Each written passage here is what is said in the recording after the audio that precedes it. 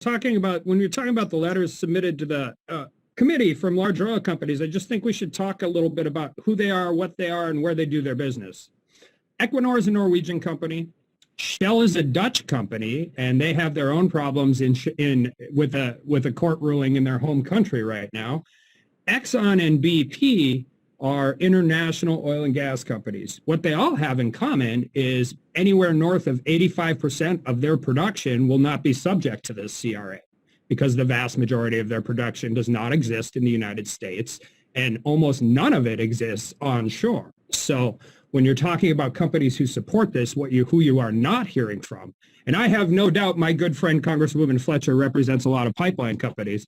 I'm fairly certain I represent more independent oil and gas companies and independent oil workers than probably anybody else on this call. And you're not hearing from small and medium-sized oil companies about this. And it's not because they want to pollute. And it's not because they're not already being regulated. It's because they don't want to be dual regulated under burdensome duplicative regulation from the wellhead to the market. And you know who's not regulated with this CRA? An offshore rig in Azerbaijan. And I don't recall hearing anywhere that the Biden administration asked that this CRA and the regulations in this CRA got put into the Nord Stream 2 project before they would agree to back it moving forward, because it didn't. But the real problem with this CRA, even for those who support methane reduction and methane regulation, is it's going to stifle innovation. You're assuming states aren't already doing this. North Dakota is doing it through the DEQ. New Mexico is doing this. There is robust methane regulation that exists right now. The problem is when you get to an EPA regulation of this nature, you cut out new and innovative technology because of the very nature of federal regulation. It's unwieldy, it's unable to be used, and you stop, whether it's thief hatch, whether it's all of the things we are doing and innovating, and small oil and gas companies are doing it right now in North Dakota. But what it does represent is the latest unnecessary attack on our country's independent oil and gas producers. It's going to, I've said before, it's going to be duplicative regulation. And let's be clear, this is only the beginning of the regulatory push that will continue to make it more and more difficult for oil gas producers in the United States to stay in business.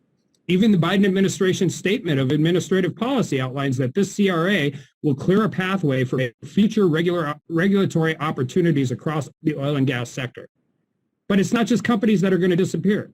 It's entire towns, where everywhere from the teachers to the police officers to the postal employees to the restaurant workers are essentially part of the oil and gas industry. It's the entire western half of my state. This is not the first time that communities in North Dakota have been devastated by federal energy policy.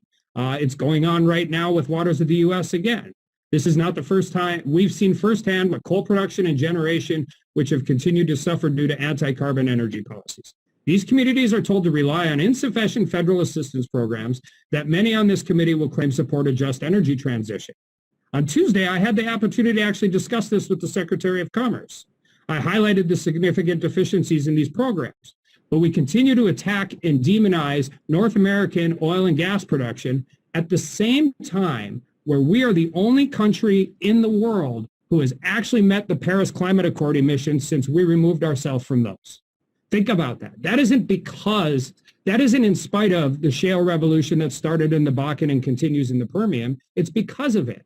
And at the same time, when we talk about other countries talking about our methane reductions, methane rules and failure to import, let's be clear. Prior to this, when hydraulic fracturing first became a viable way to unleash this tremendous resource, they wouldn't take our gas because it was fracked gas. And that is, and at the same time, they were taking gas from our strategic adversary, who actually increases carbon emissions in the world, which is Russia. I appreciate the ranking member reading the Wall Street Journal article, and I just hope people recognize that what we're really doing here is not lowering methane emissions worldwide. We are putting U.S. companies and small companies and communities at danger. Will the gentleman yield? So that we yield? What? Yeah, I just want to make one point, and then I'll give you my last 15 seconds. And this is just a continuation of us working towards outsourcing our guilt. And with that, I'll yield my last 12 seconds.